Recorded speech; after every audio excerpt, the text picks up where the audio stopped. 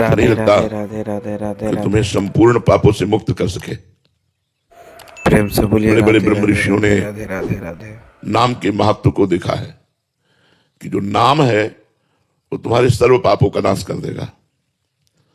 ना निष्कृतैर रुदितैर ब्रह्मवादिभिः तथा विशुद्ध्यन्त्य जय भगवान श्री कृष्ण। व्रतादिभिः राधे राधे। यथा हरेर नाम पदैरुदाहृतैः उत्तम श्लोक गुणोपलम्भकम।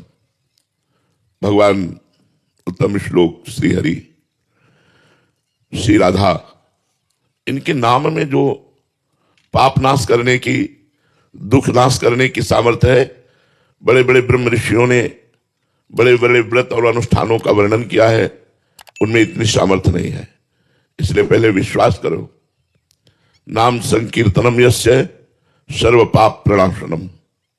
भगवान का नाम जप, नाम कीर्तन इतना प्रभावशाली है कि तुम्हारे बड़े से बड़े घृणित जो घोर नरक भोगवाने वाले हैं उन सब पापों को नष्ट कर देगा। नाम जपते जपते भगवान के गुण और रूप दोनों प्रकाशित होते हैं। भगवान के गुणों का चिंतन होने लगता है और भगवान के रूप का दर्शन होने लगता है ध्यान में। जब आपका अधिक नाम जप होगा और आपके पाप कम होंगे तो भगवान के गुणों का चिंतन होता है। भगवान के नाम का जप करते करते भगवान के महान आकर्षणकारी सौंदर्य समुद्र सुख प्रदान करने वाले रूप की झलक आने लगती है। भगवान की नाम महिमा भगवान की दिव्य लीला में प्रवेश दिला देती है। इसलिए नाम व्याहरणम विष्णुर यतस्तद विषयामति ही। ऐसे नाम जप करो जैसे विषयी पुरुष विषयों का चिंतन करता है। जो भोगी पुरुष होता है वो रात दिन मानसिक चिंतन भोगों का ही करता है। हम ऐसे भगवान के नाम का चिंतन करें जैसे विषयी पुरुष विषय का चिंतन करता है।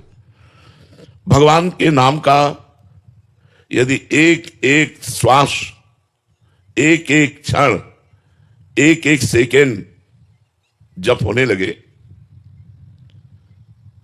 विस्मृत होने पर ऐसा अनुभव कि मेरे से अपराध बन गया, हानि बर्दाश्त ना हो, तो रस मूर्ति भगवान बहुत जल्दी हृदय में प्रकाशित हो जाए।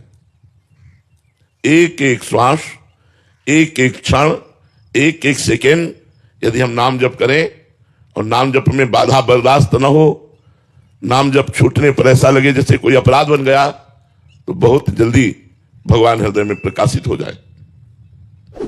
एकस्मिन नप्यतिक्रांते मुहूर्ते ध्यान वर्जिते दष्टभिर मुसिते नहीं वो युक्त मां क्रंदितुम भ्रशम। बहुत ध्यान देने योग्य बात कर रहे हैं।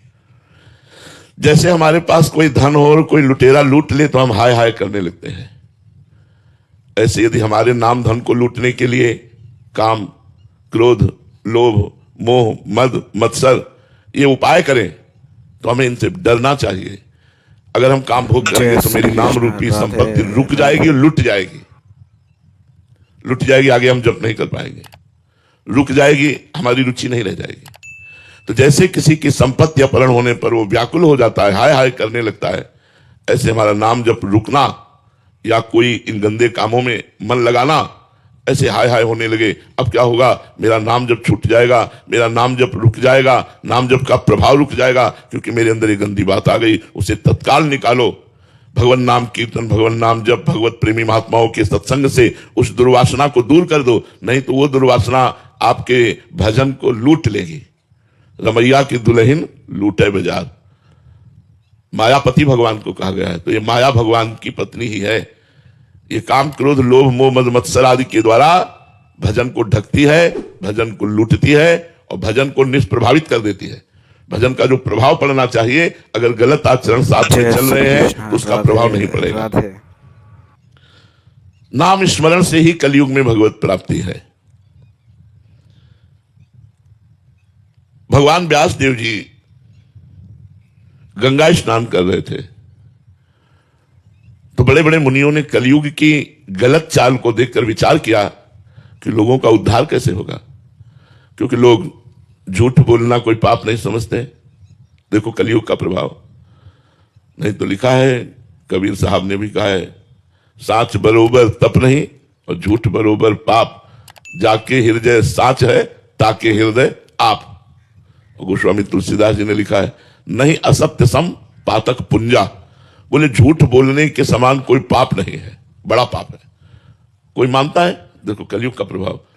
अब दूसरा, अधर्म के द्वारा कमाए हुए धन को लेना या देना दोनों पाप है, क्योंकि पाप कर्म करके धन कमा कर यदि संतों को दोगे या किसी को भी दोगे तो जय पाप श्री कर्म का कृष्ण, कमाया हुआ राधे धन दूसरों की राधे। बुद्धि को जाके भ्रष्ट करेगा, तो वो भी पाप बनाना कहां मानता है कोई। अच्छा, मदिरा पीना ये पंच महापापों में कहा जाता है।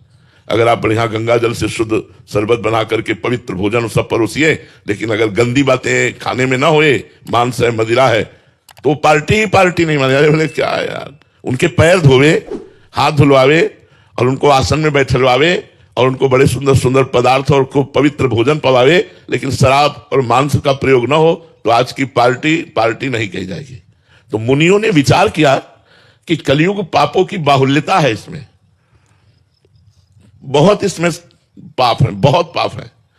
पराई माता बहनों की तरफ गंदी दृष्टि से देख लेने का पाप होता था, हमने देख लिया, यह तो माने नहीं जाता पाप है, मनोरंजन माना जाता है। लिव इन रिलेशन क्या है? क्या है ये? गंदी बात ही तो है ना। जब मन आवे तब आप अलग हो जाओ, दूसरे से, तीसरे से, चौथे से। कलयुग पापों का विस्तार करेगा। तो मुनियों ने विचार जय किया श्री कृष्ण, कि पापों से कैसे बचा जाए। तो भगवान व्यास देव जी उस समय गंगा जी में स्नान कर रहे थे। समस्त वेदों का विस्तार करने वाले और समस्त साध्य और साधनों के ज्ञाता और 18 पुराण के रचयिता भगवान व्यास देव जी हैं। तो सबने सोचा चलो व्यास जी से चल करके प्रश्न करते हैं। तो उस समय जो ही सब मुनि गए तो उन्होंने कह रहे थे, साधु कली, साधु कली, साधु कली, धन्य है कलयुग को, धन्य है कलयुग को, धन्य है कलयुग को। साधुवाद दे रहे थे, गंगा नहाते हुए कलयुग की जय बोल रहे थे भगवान व्यासदेव जी। तो ऋषियों को लगा शिकायत तो करने हम यही आए थे कि कलयुग पाप का विस्तार करेगा, लेकिन यहां उल्टा है, ये कलयुग की जय बोल रहे हैं। तो ऋषियों ने पूछा,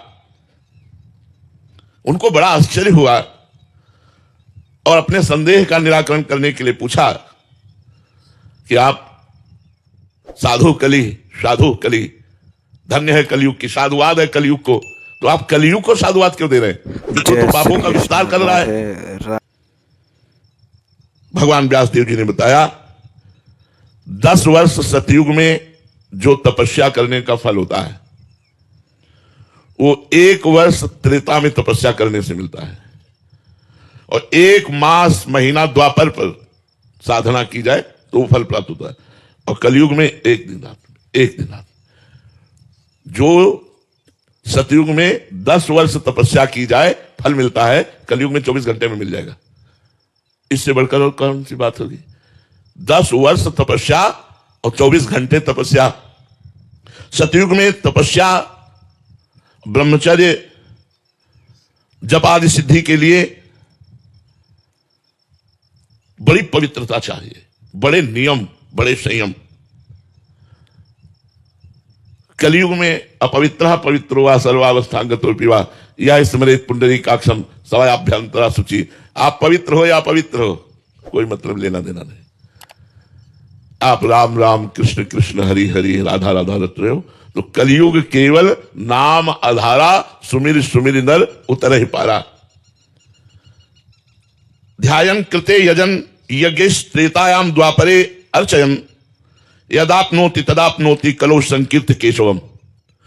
जो 10 वर्ष ध्यान करने से लगातार सतयुग में फल की प्राप्ति होती थी, वही वर्षों त्रेतायुग में यज्ञ का अनुष्ठान करने से, वही कई दिनों पूजा अर्चना का अनुष्ठान करने से द्वापर में। लेकिन कलयुग में 24 घंटे नाम संकीर्तन रखने से सब पापों का नाश होकर जो वहां 10 वर्ष साधना करने पर प्राप्त होता है वो प्राप्त हो जाता है। कलयुग में सबसे बड़ी समस्या है मन का ना लगना। इसको नाम जप में लगाओ, ये नाम जप में नहीं लगता, भोगों में लगेगा, मोबाइल में लगेगा, मोबाइल की रील देखने में बहुत लगेगा, फिल्म देखने में लगेगा, संसार देखने। देखो गुण दोष में सारा संसार है, मोबाइल में गुण भी है।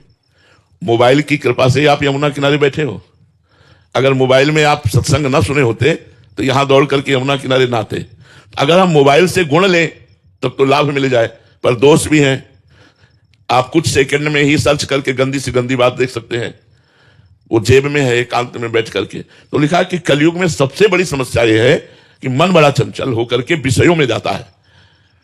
अगर हम इस कलयुग में अपने मन की चंचलता को